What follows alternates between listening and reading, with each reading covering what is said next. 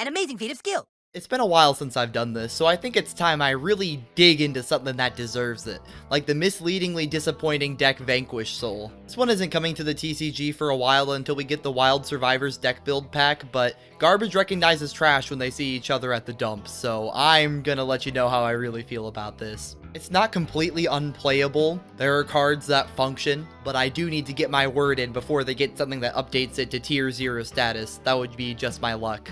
However, this isn't intended to just be an audiobook of me reading the Vanquish Soul names. Please skip to the timestamp below if you want to hear everything listed.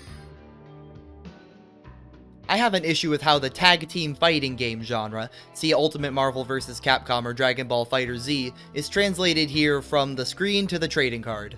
They really want you to know it's a fighting game. They go out of their way to show you this at any given opportunity, and the gimmicks really start to stack up. It starts out pretty simple when you have monsters which can swap for each other on the field, which is a thing you can do in these games. You can take one member of your teammate and swap him out for someone else when they start losing health or you need to access a different set of moves. But it's also not very unique to Yu-Gi-Oh decks. There are plenty of cards that can tag out.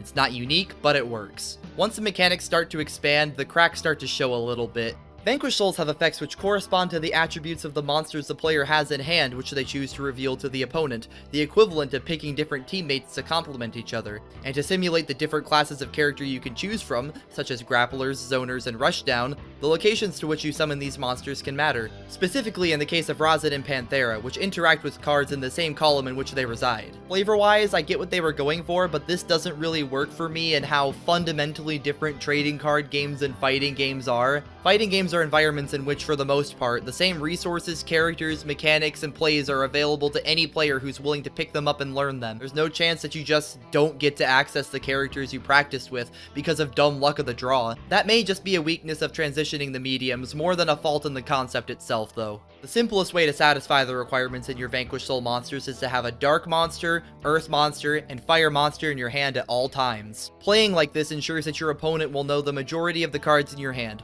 removing the element of surprise for powerful generics that you might need to satisfy these conditions, like Ghost Bell, DD Crow, and Ash Blossom. And once Duelist B knows what you're working with, they have a pretty good time coming. Hand knowledge is one of the most valuable resources in the game, so when the deck is functioning at its very best, it's giving up most of its privacy. Not a good look. If you're trying to play the deck well by managing the attributes in hand through strategic monster bounces, you're playing the most delicate way you possibly could. It does not take much for Duelist B to throw a wrench in there at all. Trust me, this deck, it's made for the grind game, but you can knock it over with almost anything. Knocked over! And what happens when you need to use the hand traps that you're exposing in your hand for Vanquish Soul effects? The answer is, hope Borger draws more. That's the thesis of the deck. Any future Vanquish Soul support that's worth playing at all is going to have to stay within the bounds of Dark, Earth, and Fire monsters, and probably maintain the theming of each monster in the deck being a different type. It's not impossible by any stretch of the imagination. If Konami wants something to be good, it will be good. But the attributes of what types of monsters you're going to be able to get from the deck are going to have to be really good. We need some good stake your soul targets. If the deck were more cohesive, it would matter less, but Vanquish Soul, at its own detriment, seems absolutely dedicated to making sure they leave a tiny little window open for generic builds of the deck, to put a little bit of engine in there. Their Monster Reborn spell, being an emulation of the continue game screen, is really cute. And I appreciate that they put the absolute worst monster in the deck possible in there. Continue? I'm going to try and give Vanquish Soul a little bit of credit with one of their more subtle restrictions, because it kind of does something right in emulating a fighting game. Their on-summon effects cannot be used in the same chain as one of their quick effects, so you cannot normal summon a Mad Love and return a monster to the hand with the second of her multi-choice quick effects. I guess this is a way to imply end lag, an aspect to attacks in fighting games to balance some high reward moves. It's just for ensuring you can't have too much fun with your chain links realistically. To transition from talking about the foundations and aesthetics of this deck, let's start off on the start screen of this hypothetical fighting game these Vanquish Souls are participating in. Stake your soul. Your main in-deck interaction will be showing Borger for Mad Love or Mad Love for Borger, but unfortunately, this card isn't even a Vanquish Soul name. It's not an immediate death sentence for your summon from deck cards to be outside the archetype, but considering that it's not a quick effect and requires previous hand-based requirements to be fulfilled, there isn't a whole lot in the deck that warrants this level of mediocrity. Everything else is riddled with restrictions under the facade of an open-end question, What's the deal? The fact that it bounces the summoned monster back to the hand at the end phase is actually one of its better aspects though, since you're usually going to be linking it off, but if you want the monster back in your hand for Vanquish Soul requirements, it's just gonna be there. This is good setup for your Rock of Vanquisher if you don't have access to the Reborn, or just have a lot of stuff on field. I'm convinced that Pluton HG is a card designed to be as inefficient as possible. It doesn't even work like Varius or Borger, and the payoff you get is a beater the same size as your Kaiser Varius, or a Labyrinth Wall. This card says fuck you to anyone who wants to have fun. It's a terrible small world bridge too, especially with Ash Blossom, which is one of the only reasons I would consider it if it worked, but unfortunately they share too many stat lines. It's an uncanny amount of stat lines. There's no real reasons to include this card in your deck unless you're simply looking for the most searchable options to fulfill your attribute needs. The position of a high-level fire monster in this deck is an important and powerful one to find, but for the love of God, it should do something more than get big in 2023. Calamity Kaiser protecting from targeting, one of the types of interaction this deck actually thrives at dodging, is a rather asinine design choice. Counters of all sorts are some of the coolest moves in fighting games, so the room to get creative is there. Unfortunately, they are a little too creative. Calamity Kaiser does not give you the nothing personnel kid vibes that it should. The burn can admittedly be pretty big if you control a Kaiser Varius, or a stacked Pluton HG, we don't talk about that, but that's 2 Borger burns right there. I wouldn't set my hands on this card. It's pretty awful. Mad Love gets you to good cards, but does a lot less than she should on her own, since they couldn't make the E-Telly an archetypal name. I mean, she makes up for it a bit with a bounce effect that goes off more than it would seem upon first reading, and is a fantastic attribute to have in hand for one of the easiest payoffs in the deck. She typically just ends up interrupting early into the combo, returning key starters and extenders to hand on which Duelist B relies, if you get lucky. Dr. Madlove here reads like a much stronger card than she is, and it's not wrong to assume that if she's the only Vanquish you open, even if she's not the worst, you're gonna be having a bit of a hard time. Rock of Vanquisher not being an archetypal name is probably one of the most harmful restrictions on it. The link lock is just fine since there are plenty of reasons to keep the link 1 on field besides. The naming itself of this card makes multiple cards in the archetype worse. Of course, if it were a link 1 you could just dump off as material, the deck would be an efficient link climbing deck, but we can't have that. You can't have any fun with links, that's illegal. This time, flavor managed to take prominence, and the deck suffers for it. If Rock were simply a VS monster, Madlove, Borger, and Dust Devil would be so much stronger, but not even to the point of being unfair. Oh no, the archetypal Book of Moon would be able to flip down 2 whole monsters more frequently. Oh, call the police, alert the media. The fact that it doesn't Book of Eclipse consistently totally makes up for the fact that Dust Devil is a card you get to search. In 3 out of 5 games, you're probably not going to be flipping more than 1 monster at a time. Book of Moon is good, but if they didn't want to play with my emotions like this, they simply would have made it a regular Book of Moon with a different archetype upside. No such luck, folks. It's very clear that this card was designed with Kashtira in mind, but you don't typically have enough gas to deal with what remains in engine at least, when you flip them down in the first place. This deck cannot kill. Not through a board, really. Kaiser Varius is another swing and a miss of a boss monster. What a surprise. The one who uses all 3 attributes in hand to pop a card, stretching the limits of how convoluted you can make a Trident. Kaiser Varius even messes up at its own protection effect. Unaffected by activated effects is not a small feat for such a small cost, but it's an effect that you have to trigger, and it's the easiest thing for Duelist B to chain to ever. Designing boss monsters is clearly still one of the more difficult parts about making the trading card game. Kashtira Rise Heart. There's some good to VS despite all I have to say. Yes, I understand that Vanquish Soul is, like, acronymed as verses. Don't comment that. If you've commented that already this far into the video, thank you. Thank you. Algorithm. There was enough to keep me hooked playing this deck for like 2 weeks after all. I had hope for a reason. However, if I start to sound too enthusiastic at any point during this, just remember the deck we're talking about. Alright. Vanquish Soul Continue is a really generous Monster Reborn spell, being a quick play spell that can add an archetypal name from the graveyard to the hand or special summon them, in an archetype that likes to tag out from the hand and be summoned from the hand, is really, really nice. It helps oil the gears alongside your Rock of Vanquisher, because you're both doing the same job with the same card, so you might as well do it twice as fast.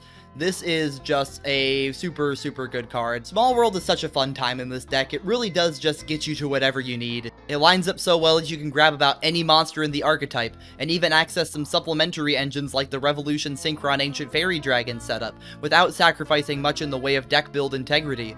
Panthera is really just the best of the best when it comes to bridging stats, and every monster being a different type so far also makes the deck a great home for There Can Be Only One, a card that wins an amount of games. Rosin is your principal searcher, and it itself sports some of the most searchable typing you could ask for on a Yu-Gi-Oh card. Thanks to Infernoble Knight stuff, old and new, and your good old Rhoda, it's not a struggle to find your way to this starter. Every one of its effects is decent as well. It's easy to get this guy into a column on the opponent's turn, grab a search for one of your high levels, and in a new chain protect it from card effects or pop the monsters in the same column. Surely one of the higher tier characters in the lore of the game. At least alongside Heavy Borger. And oh boy, do I enjoy that a Heavy is high tier. Heavy Borger is definitely the star of the show, and who I would be playing in the Vanquish Soul fighting game. Not just because Heavies are my favorite character archetype, but because Borger is a game plan all on its own. Main deck Heat Soul over here has the game figured out so well, that pairing this card with Stake Your Soul on any dark deck, and like a single copy of Raka Vanquisher in the extra, is not the worst generic draw engine, with a tiny bit of protection and grind game from your Rock.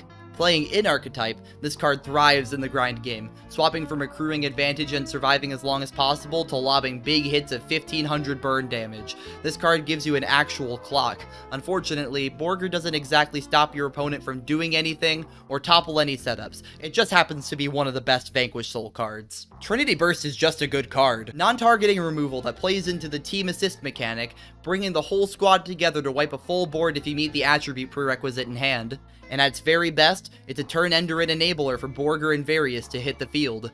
While it is fairly easy to not play into the column of the first VS needed, you can put the other two wherever and make it a little bit harder for your opponent to sleep easy. Even when it comes down to just summoning one from hand, you're doing okay-ish. It has a steep setup for what it is, but there really isn't too much to say about it. It's solid. Those are my thoughts on this deck. I really believe it just has too many bells and whistles and tries too hard to be what it wants to be, and the deck kind of suffers because of it. I'm not doing an outro today, so you just tell me how many attack points my face has in the comments. Late night TallerVision here. I'm going to be recording this part a little bit more quietly since it's just the part where I read off the names of the cards and such. My headphones just broke and I'm kind of pissed off, so let's just get this done real quick. I'm not going to make this one real fancy. The rest of the video was fun. These are hard facts.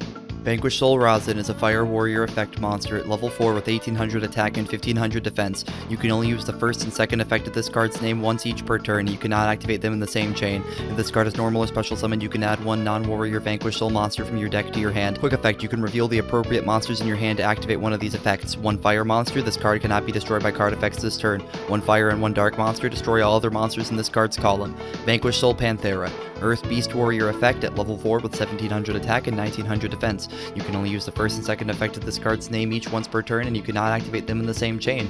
If you control no monsters in the main monster zone, you can special summon this card from your hand. Quick effect, you can reveal the appropriate monsters in your hand to activate one of these effects. One Earth monster, this card cannot be destroyed by battle this turn. One Earth and one Fire, destroy all spell and trap cards in this card's column.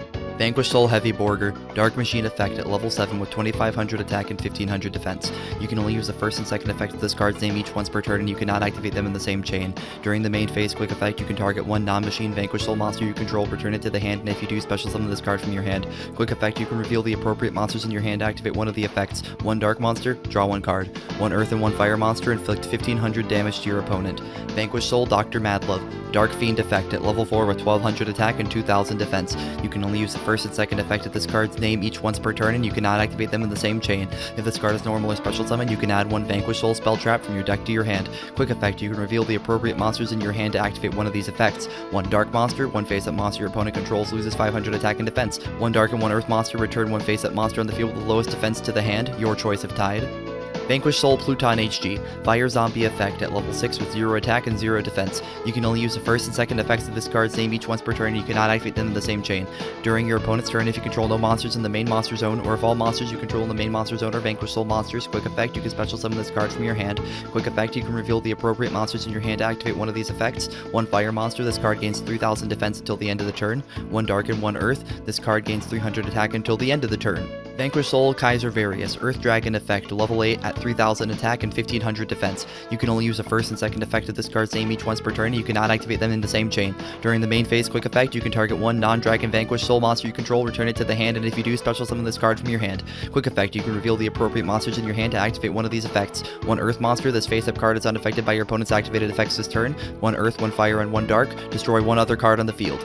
Rock of Vanquisher, Dark Rock Link Effect monster at 0 attack with 1 link arrow pointing to the bottom. Needs 1 Vanquish Soul as material. Cannot be used as link material. You can only use the second effect of this card's name once per turn. While you control a Vanquish Soul monster, your opponent's monsters can only target your monster with the highest attack for attacks, their choice of tied. During the main phase quick effect, you can activate one of these effects, special summon 1 Vanquish Soul monster from your hand, or add 1 Vanquish Soul monster from your graveyard to your hand. Vanquish Soul Dust Devil, quick play spell. You can only activate 1 card with this card's name once per turn. Target 1 Vanquish Soul monster you control, change its battle position, then you can change face-up monsters your opponent controls to face down defense position up to the number of Vanquish Soul monsters you control with different names. Vanquish Soul Continue, quick play spell. You can only activate 1 card with this card's name once per turn. Pay 500 life points and target 1 Vanquish Soul monster in your graveyard, either add it to the hand or special summon it in defense position. Vanquish Soul Trinity Burst, normal trap. You can only activate 1 card with this card's name once per turn. Target 1 Vanquish Soul monster you control, special summon up to 2 Vanquish Soul monsters from your hand with different names from each other and at different original attributes for the targeted monster, but the effects are negated. Also return them to the hand during the end phase. Then you can return all opponent's cards in the target in the summons monsters columns to the hand.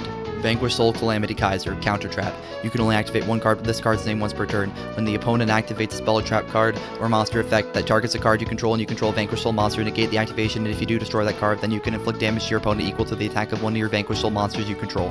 Stake Your Soul, normal spell. You can only activate a card with this card's name once per turn. Reveal 1 monster in your hand, special summon 1 Vanquish Soul monster from your deck with a different name with the same attribute, but return it to the owner's hand during the end phase. Is that the setup or the punchline?